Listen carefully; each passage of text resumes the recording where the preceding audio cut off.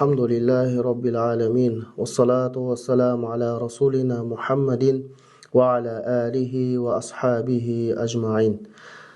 Assalamu alaikum wa rahmatullahi wa barakatuh. Allah Ta'alaға сан шүкірлер мақтаулар болсын. Пайғамбарымыз Мұхаммад Мұстафа саллаллаху алейхи вассаламға, оның үй ішіне, сахабаларына және артынан туралықта ерген барша мұсылмандарға Аллах Тағаланың сәлемі берекеті болсын. Аллах Тағала осы Шаабан айында істеп жатқан дұға тілектеріңізді, ғибадаттарыңызды, нәпіл ғибадаттарыңызды Аллах Тағала қабыл қылсын. Осы Шаабан айының тағы бір ерекшелігі, бұл 14 күні түнде, Шаабан айының 14 күні түнде Барат түнінің көруі. Барат түнін білесіздер, Барат дегеніміз бұл оттан құтылу, күнәдан таза болу, және Алла Тағаланың мейіріміне, кешіріміне бөлену деген мағыналар білдіреді. Жалпы Барат түніне арналған хадистер өте көп. Айша радиаллаху анха анамыз да айтады, осы Барат түні Пайғамбар саллаллаху көп сәжде қылатын еді дейді. Және басқа да өте көп ғибадаттар бар. Жалпы біз Барат түнін қалай өткізгеніміз жақсы. Егер біз Барат түнінде шамамыз келсе, ұйықтамай құлшылықпен өткізгеніміз абзал.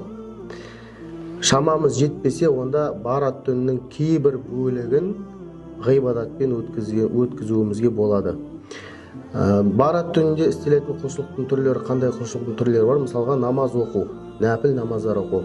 Барат түнінде нәпіл намаздар оқуға болады. Ол 8 рәкағаттан көп намаздар оқуға болады.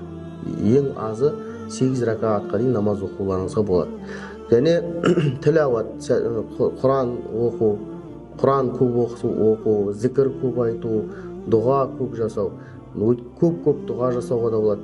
Өйткені білесіздер, Али ибн Абу Талиб радиаллаху анху Пайғамбар саллаллаху жеткізетін хадисте айтады. Пайғамбар саллаллаху айтады, осы Барат түнінде сіздер намазға тұрыңыздар, сол түннің күндізінде ораза тұтыңыздар. Өйткені сол түнде таң атқанға дейін Алла Тағаланың рахметі, мейірімі жауады. Алла Тағала сол түн айтады екен, кімде-кім менен кешірім сұрайтын болса, кешірейін.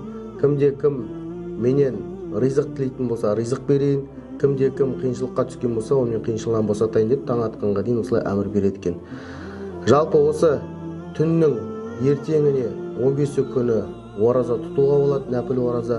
Аллах Тағала осы Барат түнінде істелетін ғибадаттарымызды Аллах Тағала қабыл қылсын, Аллах Тағала дұға тілектерімізді қабыл етсін. Аллах Тағала осы Барат түнін баршамызға берекелі өтуін нәсіп қылсын. Ва ахиру дағуана анилхамдулиллахи раббил аламин.